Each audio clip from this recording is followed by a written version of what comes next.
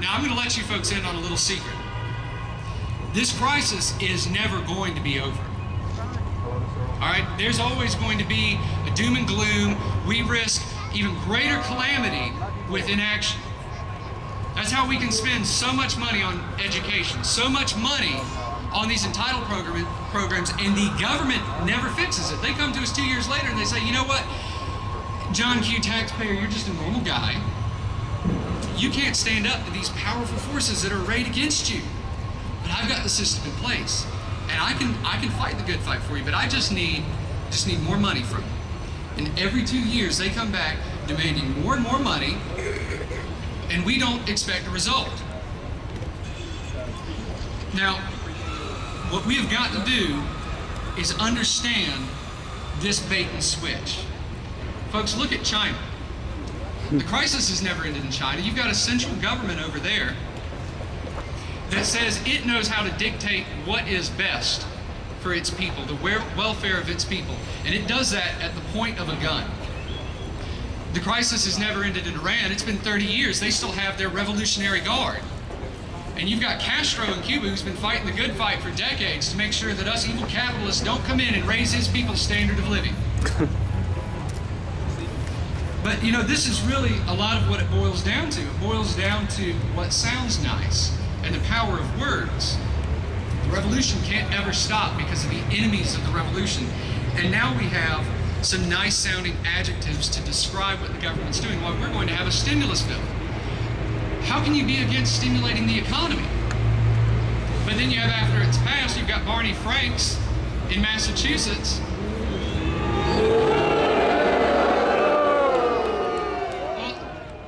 Well, good old Barney, he says that the purpose of the stimulus bill is not simply to stimulate the economy.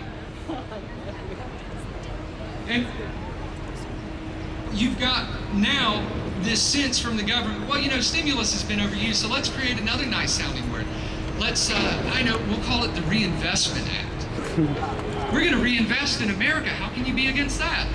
Recovery. We're for recovering what's been lost. See, this is all one giant switch, and what you've seen, and the way this has happened, and brilliantly, you have to give them credit, this has been a failing of both parties, including the Republican Party.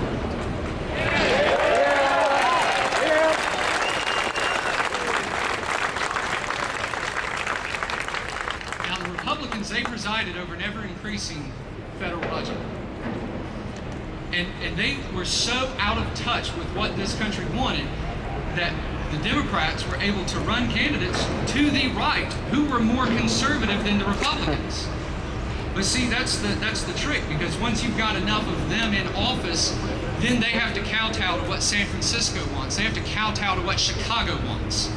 Because if you're a conservative Democrat in Indiana, or if you're a conservative Democrat in upstate New York, you better toe that line, or else you're going to be ridiculed on TV as a conservative, because that's what it is about. And it's not going to be too long, folks, until now you hear this argument on socialism.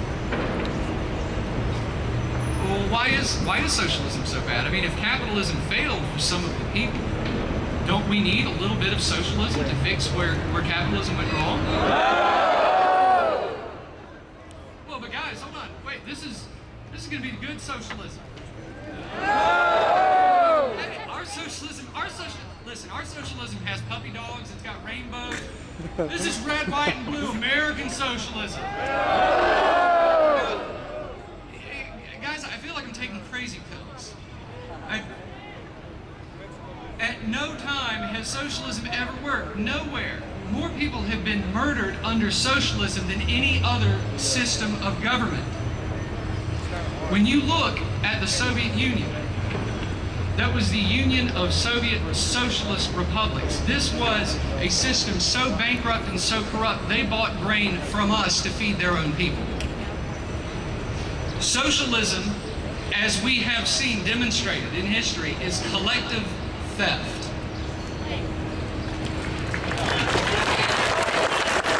But you know, I guess they have figured out, glory be, the path to true equality. When everybody is miserable, everybody is equal. And I'm going to tell you something. I've been really upset when I heard recently Lieutenant Governor Andre Bauer. He said that South Carolina should take the stimulus money. Now wait a second. He made a good argument. He said, well, it's already been passed. If we don't take it, and we're going to be taxed for it. If we don't take it, then other states like California, I believe he said, would receive a windfall of South Carolina's money. People, listen, that's like my cousin goes and he burglarizes somebody's house. Now he comes to me after the fact and he says, Britt, I soaked him good. I got cash, I got jewels, I got valuables, and I'm going to share some of it with you. Well, I might as well take it. He already committed the crime. When did we get to the point where two wrongs make a right?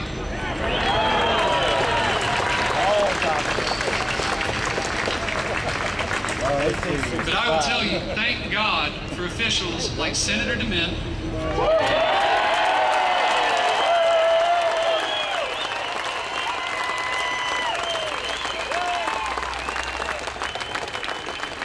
Thank God for officials like Governor Mark Sanders.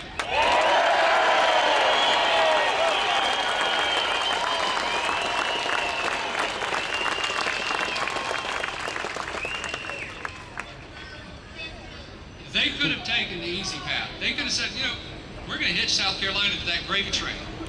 They could have run with the crowd. They could have kept their heads down, but instead, they did the right thing.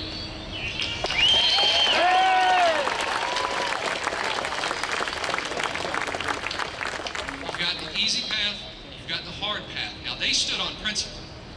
They did what they were elected to do by the people of this state.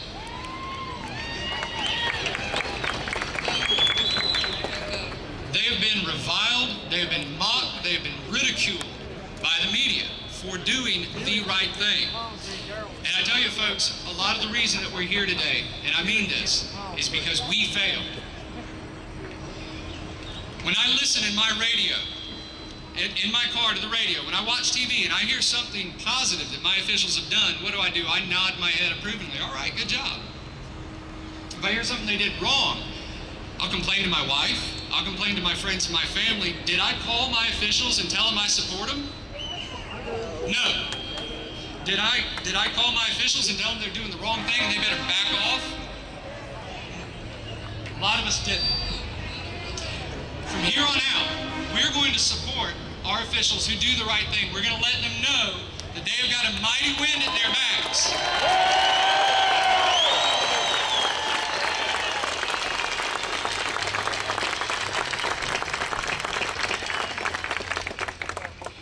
And I tell you folks, we picked this site at the State House for one reason.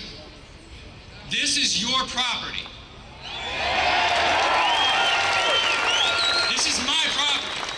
We own this. These people that work here, they are pilgrims passing through. This was passed on to us by our ancestors, and we're going to pass it on to our kids. We have got to make sure that they are doing the right thing. If they are behaving right and proper, we need to encourage them.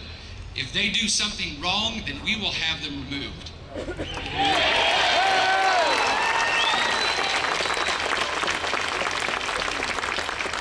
I want everybody to let them know that we are speaking, and by God, they better listen.